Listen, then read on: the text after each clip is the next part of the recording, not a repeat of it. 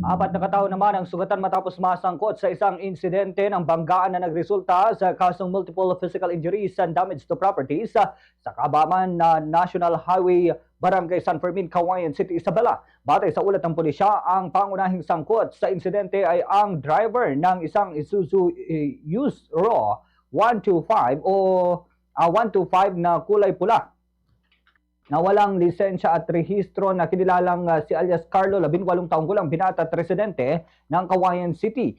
Ang isa pa na sangkot o isa sa mga nasugatan ay kinilalang si Jane, 26 taong gulang pasahero ng nasabing sasakyan at tubong Metro Manila.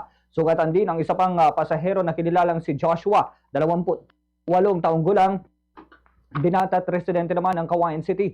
Samantala, ang isa pang sasakyan na sangkot sa insidente ay isang Honda City na kulay maroon na minamaneho naman ng isang lalaking kinilalang si Carlo, 28 taong gulang, binata at residente ng Cauayan City, na kabilang din sa mga nagtamo ng sugat sa insidente. Ayon sa paunang ulat at investigasyon, binabaybay ng Isuzu na sasakyan ang National Highway patungong Ilagan City nang mabangga ito ng Honda City na nagmula sa kasalubong na direksyon. Dahil sa lakas ng banggaan, dumilapon ang Isuzu at nagtamo ng mga sugat sa iba't ibang bahagi ng katawan ng mga sakay nito. Agad namang rumusponde ang mga otoridad at dinala ang apat na sugatan sa isang pribadong ospital sa lungsod upang mabigyan naman ng agarang lunas na medikal.